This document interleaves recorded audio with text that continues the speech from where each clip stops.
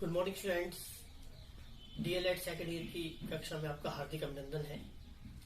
आज हम कोणों के बारे में पढ़ेंगे। आशा है आपको ये वीडियो पसंद आएगी। तो अब मैं शुरू करने जा रहा हूँ। पूरक कोण, ये मैंने अभी दो कोण बनाए हैं।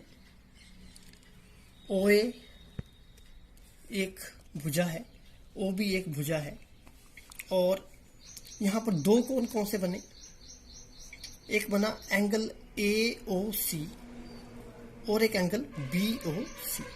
ठीक है, जो OC भुजा है ये जो है कॉमन है दोनों में। ठीक है, ये OA और OB में कॉमन है। तो यहाँ पर दो कोण बन रहे हैं, एक एंगल AOC और एक एंगल BOC।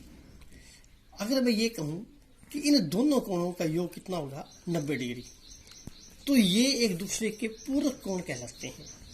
मतलब मैं लिखा हूं एंगल AOC, O पर बन रहा है तो O आपने बीच में लिखना है। ठीक है, एंगल AOC, O आप बीच में लिखेंगे, प्लस एंगल BOC। जब इन दोनों कोणों का माप कितना हो 90 डिग्री, तो हम क्या कहते हैं इनको? पूरक कोण। क्या कहते हैं? पूरक कोण। ठीक है, अब बात करते हैं adjacent angle. Adjacent angle, adjacent angle को हम बोलते हैं आसन्न कोण। क्या बोलते हैं? आसन्न कोण। आसन्न कोण में क्या होता है? इसमें क्या होता है कि वे कोण जिनका एक उभयनिष्ठ शीर्ष है, यहीं से समझा देता हूं। कॉमन वर्टिसेस, ये O क्या एक वर्टेक्स है। तो अगर आप ध्यान दें तो OC जो है ये एक भुजा है, क्या लो आप इसको, क्योंकि भुजाई हुई है और ये उभयनिष्ठ भुजा हुई, कॉमन साइड है ये। क्यों है कॉमन साइड? क्योंकि ये इसमें भी आ रही है, AOC एंगल में आ रही है ये, और BOC एंगल में भी आ रही है। तो OC क्यों? ये एक उभयनिष्ठ भुजा। तो आसन्न कोण की परिभाषा पेपर में पूछ लेते हैं, पूरक कोण के बारे में पूछ लेते हैं, तो अगर आप परिभाषा याद करके नहीं जाओगे तो भी दिक्कत है। आसन्न कोण क्या होते हैं? वे कोण जिनका एक उभयनिष्ठ शीर्ष होता है। ठीक है, वे कोण जिनका एक उभयनिष्ठ क्या होता है? शीर्ष। जिनका एक उभयनिष्ठ शीर्ष है, एक उभयनिष्ठ भुजा है। ठीक है, OC उभयनिष्ठ भुजा होगी और O इसका वर्टेक्स हो गया। ठीक है, और जो भुजाएं उभयनिष्ठ नहीं है, जैसे ये है, वे उभयनिष्ठ भुजा के एक तरफ है। ये भाई भुजा एक तरफ है इसकी, और O भी भुजा एक तरफ है। तो जो भुजाएं उभयनिष्ठ नहीं है वो उभयनिष्ठ भुजा के एक तरफ हैं, जैसे OA और OB। ठीक है, तो एडजेसेंट एंगल में क्या होता है? उभयनिष्ठ शीर्ष होगा और उभयनिष्ठ भुजा होगी। OC उभयनिष्ठ भुजा है, ठीक है, और O क्या है? उभयनिष्ठ शीर्ष। क्लियर हो गया। नेक्स्ट आता है संपूरक कोण। संपूरक कोण,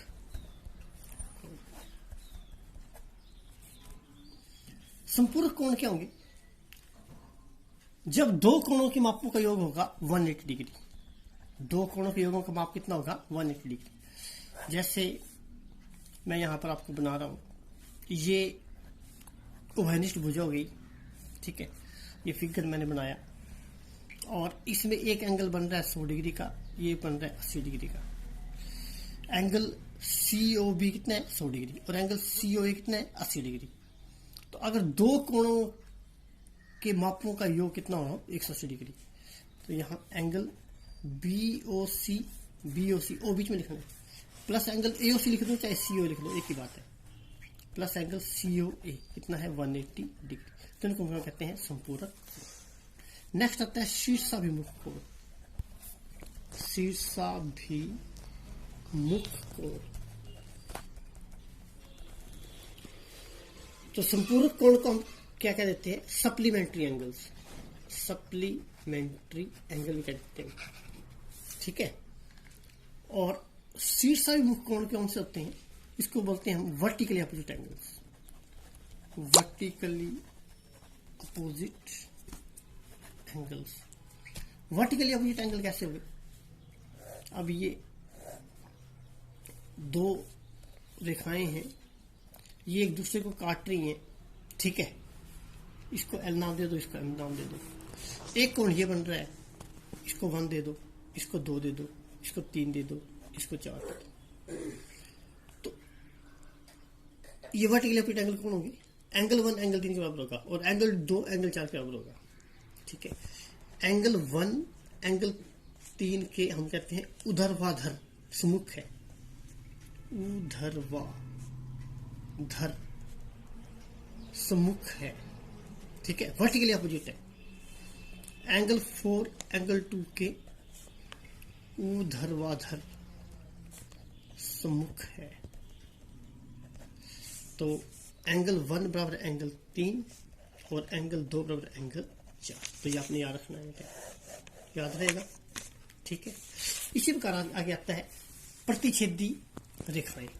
या पेपर में आपको आ सकता है कि विभिन्न प्रकार की जो रेखाएं हैं उनके गुणों को समझाओ। ये क्वेश्चन आपको 2 नंबर का आ सकता है कि विभिन्न प्रकार की रेखाओं के गुणों को समझाओ। तो आपने विभिन्न प्रकार की रेखाओं के गुण में आप प्रतिच्छेदी रेखाएं लिख लो। प्रतिच्छेदी रेखाएं मतलब इंटरसेक्टिंग लाइंस बोलते हैं इसको। एक लाइन मैंने ये ले लिया, लो एक लाइन मैंने ये ले ली। ठीक है, ये एक लाइन है, क्या एक लाइन, और एक लाइन ये है, इसको ए भी नाम दे दिया, इसको जो मर्जी नाम दे दो, सी डी। यदि 2 या 2 से अधिक रेखाएं एक दूसरे को काटती हैं तो उनमें एक उभयनिष्ठ बिंदु है, ये उभयनिष्ठ बिंदु कॉमन पॉइंट जिसको बोलते हैं, है ना। तो वे प्रतिच्छेदी रेखाएं काट, जहां पर ये काट रही हैं इस बिंदु को ओ नाम दे दो। 2 या 2 से अधिक रेखाएं एक दूसरे को काट रही हैं और उनमें एक बिंदु कॉमन है, कॉमन ही है ना, ये इस रेखा पर भी है और ये बिंदु इस रेखा पर भी है। जैसे आपने अभी पढ़ा एडजेसेंट एंगल के बारे में, उसमें मैंने आपको बताया कि उभयनिष्ठ शीर्ष होता है। ठीक है, इससे इस फिगर से बताया था मैंने आपको, उभयनिष्ठ शीर्ष। ठीक है, ओ सी उभयनिष्ठ भुजा थी और ओ क्या था, उभयनिष्ठ शीर्ष, दोनों में आ रहा था ये। ठीक है, तो अब प्रतिच्छेदी रेखाओं में भी क्या है, ये वाला पॉइंट क्या कॉमन है, कॉमन आ रहा है ना। ये क्यों आया कॉमन? क्योंकि ए बी रेखा पर भी है ये और सी डी रेखा पर भी है।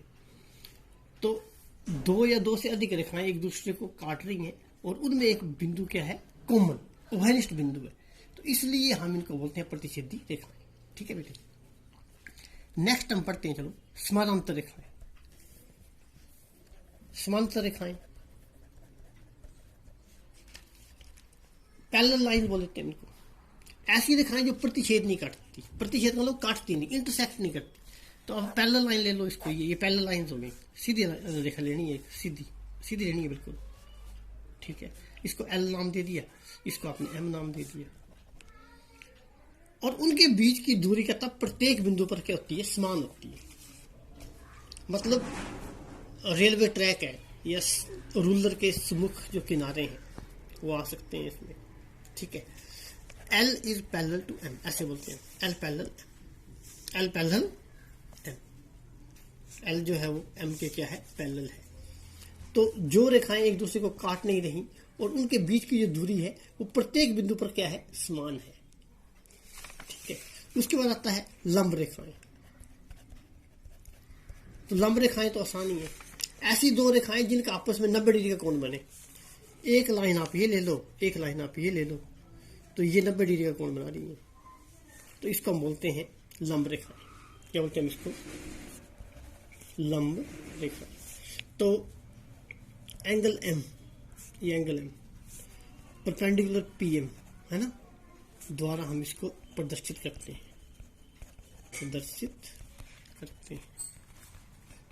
लंब का मतलब परपेंडिकुलर लाइंस।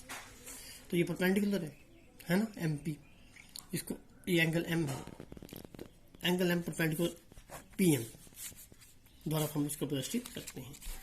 आशा है आपको यहाँ तक समझ आ गया होगा। आगे और करते हैं, यहीं पर कर लेते हैं। एकांतर कोणों के बारे में थोड़ा सा पता होना चाहिए। ठीक है, एकांतर कोणों के लिए मैं ऐसे करता हूँ, 2 लाइन ले लेता हूँ। ये पैरेलल लाइन ली ना मैंने, ये इसके पैरेलल ही है, क्योंकि एक दूसरे को काट तो नहीं रही है, ये एक दूसरे को नहीं काट रही है ना, तो ये क्या है, पैरेलल लाइन। इसको एल नाम दे देते हैं, इसको एम नाम दे देते हैं। ठीक है, और ये मैं एक ना ट्रांसवर्सल लाइन ले रहा हूँ। Transversal line. ट्रांसवर्सल क्या होता है? तिरछी रेखा। इसको आप बोलते हैं तिर्यक रेखा, क्योंकि हम काम तो करते हैं लेकिन हमें पता नहीं होता भी हम क्या बना रहे हैं।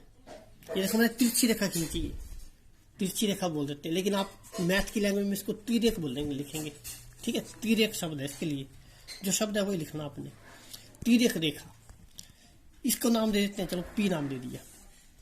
तो दो पैरेलल लाइन को एक ट्रांसवर्सल लाइन या तिर्यक रेखा जो है वो काट रही है। तो कौन कौन से कोण बनते हैं वो हम लिख देते हैं यहाँ। अगर आप ध्यान देते, एक कोण ये बना, इसको चलो एंगल 1 दे दो। एक कोण ये भी बन गया, इसको 2 दे दो। चलो इसको 3 दे दो। अपनी मर्जी से नाम दे दिए ना हमने, आपने समझना है, नाम की चिंता नहीं करनी। जब जिस मर्जी एंगल को तो समझाने के लिए हम लिख रहे हैं, ये एंगल 1 है, ये एंगल 2 है, ये एंगल 3 है, एंगल 4। ठीक है, हमने तो अंडरस्टैंडिंग लेवल करना है। अंडरस्टैंडिंग लेवल के लिए आप जो मर्जी एंगल जिसको दे सकते हो।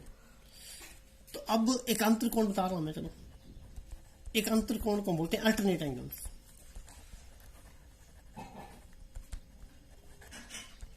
अल्टरनेट एंगल क्या होते हैं? तिर्यक रेखा के एक इस तरफ कोण और एक इस तरफ कोण, दो समांतर रेखाओं को जब एक तिर्यक रेखा काट रही है तो उस तिर्यक रेखा के ये वाला कोण और ये वाला कोण, ठीक है, एक इस साइड होगा तिर्यक रेखा के और दूसरा इस साइड होगा, ये होते हैं अंतर कोण। तो इसके साइड ये है और इसके साइड ये है, तो एंगल 3 और एंगल 4 याद रहेगा, पहचान एक अंतर कोण। इसी प्रकार संगत कोण भी होते हैं। संगत कोण के लिए चलो एक और फिगर बना देते हैं। ये दो पैरेलल लाइंस बनाई, ये ट्रांसवर्सल लाइन बनाई, ये पैरेलल लाइन है, सीधी रेखा ये, ठीक है बेटे। तो यहाँ इसको एल दे देते हैं, इसको एल दे देते हैं, चलो। और ये आपकी ट्रांसवर्सल लाइन आ गई पी, है ना। तो अब कोण बना देते हैं, चलो। इसको एंगल 1 दे दो, ठीक है, इसको एंगल 2 दे दो, अपनी मर्जी से दे दो, चलो। इसको एंगल 3 दे दो, इसको एंगल 4 दे दो, इसका एंगल 5 दे दो, इसका एंगल 6 दे देते हैं, इसका एंगल 7 दे देते हैं, इसका एंगल 8 दे देते हैं। अब कोरस्पोंडिंग एंगल कौन से होंगे? जो कम होते हैं संगत कोण, है ना। तो यहां पर तिर्यक रेखा के एक तरफ के जो कोण होते हैं, लेकिन एक तरफ तो ये भी है, ये भी है, ये भी है, ये भी है, कौन से होंगे वो देखने हैं आपने, कौन से होंगे एक तरफ वाले कोण। अल्टरनेट तो एक इस साइड वाला था, एक इस साइड वाला था, है ना। लेकिन कोरस्पोंडिंग एंगल मैंने बोला तिर्यक रेखा एक साइड होगा, लेकिन वो कौन कौन से एंगल होंगे वो आपने देखने हैं। ये नहीं कि सारे लिख दिए 6 1 7, इसमें आपने देखना। देखो एक एंगल 1 जो होगा ना इसमें, ये वाला, ये एंगल 8 के बराबर होगा, तो इसका मतलब एंगल 6 एंगल 3 के बराबर होगा। पहचान का पता लग गया ना भाई, किस तरह से देखेंगे। ये तिर्यक रेखा के एक साइड के कोण होते हैं, लेकिन कौन कौन से होते हैं वो ध्यान रखना है, रट्टा नहीं मारना इसमें। रिकॉग्निशन पहचान तो करनी पड़ेगी, कौन कौन से हैं भाई वो। तो वो तो ये है, एक एंगल 1 और एक एंगल 8 और एक एंगल 6 और एंगल 3, ठीक है। इसी प्रकार अब आप इसको देखते हुए आप ये बता सकते हैं, मुझे बताओगे? सोच लो, अपने मन में सोच लो। इस रेखा के, इनको देखते हुए तिर्यक रेखा के एक साइड के कोण में कौन कौन से लिखो अब जो कोरस्पोंडिंग एंगल होंगे। इसको देखते हुए आपने सोच लिया होगा, मेरे ख्याल से समझ में आ गया होगा आपको। अगर ये समझ में आ गया तो यहाँ से आप बता सकते हो मुझे, जब एंगल 6 एंगल 8 के बराबर है तो एंगल 6 एंगल 3 के बराबर है, सॉरी, एंगल 6 एंगल 3 है ये, और एंगल 1 एंगल 8 के बराबर है।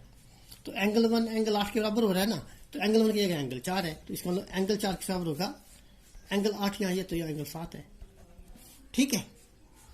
और इसी प्रकार एंगल 6 एंगल 3 के बराबर था, तो एंगल 6 के साथ एंगल 5 है, तो एंगल 5 बराबर किसके बराबर? एंगल 2 के। तो इस तरह से हमने समझना है। ये बेसिक चीजें, अगर ये आपको पता नहीं है तो हम क्वेश्चन करने बैठ जाएंगे तो उसका कोई मतलब नहीं रहेगा। क्वेश्चंस आपको मिलेंगे 7वीं की कक्षा में, 8वीं की कक्षा में। उन मैथ्स को जरूर देखिए आप, अगर आपने अपने नॉलेज को बढ़ाना है तो, ठीक है।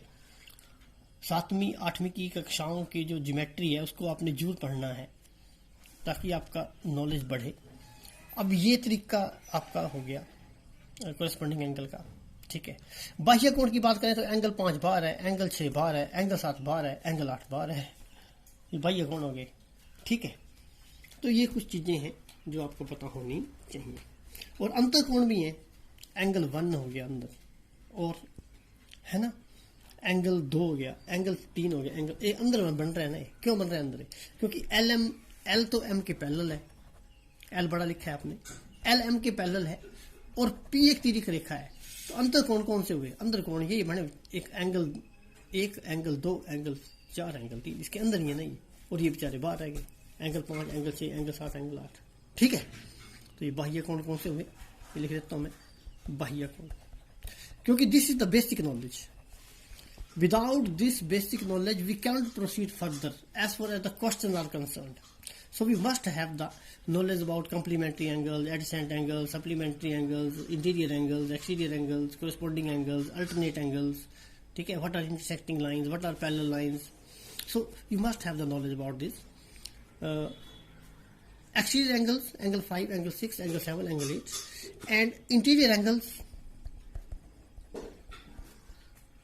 अभी मैंने आपको बताया जो अंदर है कोण, पैरेलल लाइंस और ये तिर्यक रेखा। तो एंगल 1 है, एंगल 2 है, एंगल 3 है और एंगल 4 है। ठीक है, एक बात और याद रखना है आपने, जो एक ही ओर बने जो अंतर कोण होते हैं उनका योग होता है 180 डिग्री। एक ही ओर बने, एक ही ओर कौन से बने अंतर कोण? अब एक ही ओर तो अंतर कोण 1 और 3 है। तो आप, क्योंकि from examination point of view you must have the knowledge about this.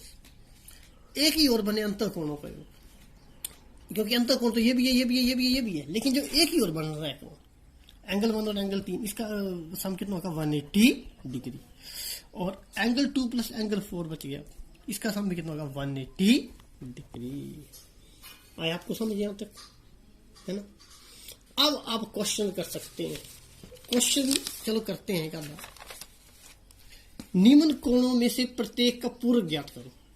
अब मैंने आपको पूरक बता ही दिए ना, है ना? कॉम्प्लीमेंट्री एंगल पूरक के लिए होता था अभी दो कोणों का योग कितना होना चाहिए? 90 डिग्री। तो पूरक कोणों का योग होता है 90 डिग्री है। तो आप ऐसे लिख लो, माना पूरक कोण x है, पूरक कोण कितना है? x है। अब इसने बोला भाई पहला पार्ट करते हैं। जब दो कोणों का योग होता है वो तो पूरक कोणों का योग मतलब 90 डिग्री। तो पूरक कोण x है, तो इसका मतलब x प्लस 57 अगर आप करेंगे ना, है ना, तो कितना होगा? 90 डिग्री। तो बस x निकल जाएगा। 90 डिग्री माइनस 57 डिग्री, तो कितना आएगी? 33 डिग्री आया। बात खत्म। इसी का सेकंड पार्ट हो जाएगा। पूरक कोण x है तो x plus 20 degree equal to 90 degree. x equal to 90 degree minus 20 degree, that is कितना आया? 70 डिग्री। क्लियर हो गया? Is that clear? कुछ क्वेश्चंस मैंने लिखे हैं जो आपने करने हैं। कोणों के निगम युग्मों में से पूरक एवं संपूरक युग्मों की पृथक पृथक पहचान करें। नोट कर लो ये। तो पूरक कोण और संपूरक कोण के बारे में आपने बताना है, तो हमने पढ़ लिया। अगर दो कोणों का योग हो 180, तो मेरे ख्याल से इनका देखना वाला 65 डिग्री और 115 डिग्री कितने हो गए? 181 है। तो इसका मतलब ये कौन सा है? संपूरक युग्म है ये। ठीक है कि नहीं? ये कोणों का संपूरक युग्म है ना? इसी प्रकार अगला देख लेना, ये देख लेना, ये कितना होगा? 7 और 3 10, 6 2 8 1 90 डिग्री। तो ये कौन सा हुआ? पूरक। और अगला भी कौन सा हुआ? पूरक। ठीक है, पूरक युग्म। नेक्स्ट क्वेश्चन, अगला क्वेश्चन बहुत इंपॉर्टेंट है। ऐसा कोण ज्ञात करें जो अपने संपूरक कोण के समान हो। देखो कितना इंपॉर्टेंट क्वेश्चन, 1 नंबर का ही है। बोलता ऐसा कोण बताओ जो अपने संपूरक कोण के समान हो। तो संपूरक कोण में क्या होता है? दो कोणों का योग होता है, 180 है। तो इसका मतलब क्या होगा? x में अगर आप 90 डिग्री जमा करें तब आएगा 180 डिग्री। तो x कितना हुआ आपका? 180 माइनस 90 मतलब 90 डिग्री। इसका मतलब 90 डिग्री का कोण होगा वो। क्लियर हो गया ना? ऐसे समझना है क्वेश्चन।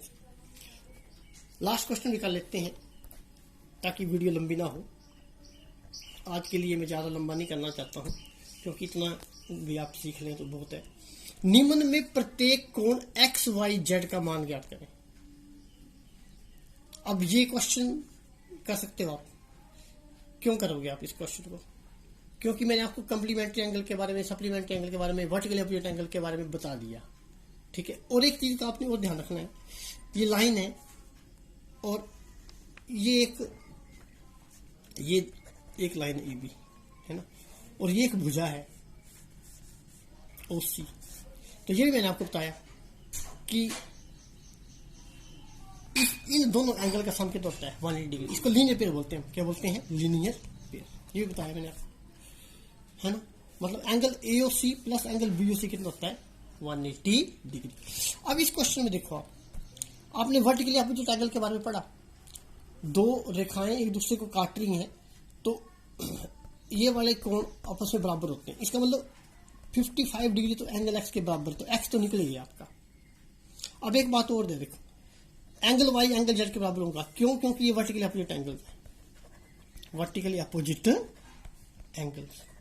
तो आपने ये तो बराबर कर ली, लेकिन इसने बोला अभी एक्स वाई और जेड का मान क्या, तो एक्स का तो निकल गया, वाई और जेड का कैसे निकलेगा?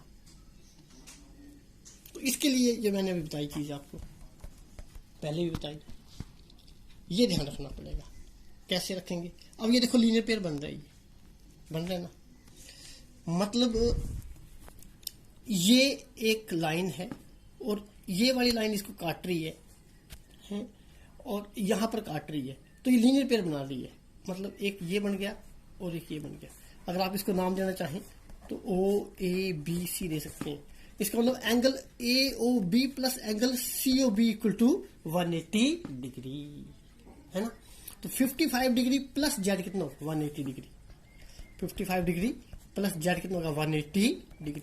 तो जेड एंगल जेड कितना हो जाएगा? 180 माइनस 55 डिग्री। तो 10 में से 5 के 5 और यहाँ कितने रहे? 7 में से 5 के 2, 125 डिग्री। इसका मतलब एंगल जेड कितना? 125 डिग्री। तो एंगल वाई भी आपका कितना होगा? 125 डिग्री, क्योंकि they are vertically opposite angles. Clear हो क्या? So this completes your today's work. I hope you have understood very well. If there is any problem, you can consult me. So learn these angles, and thank you very much.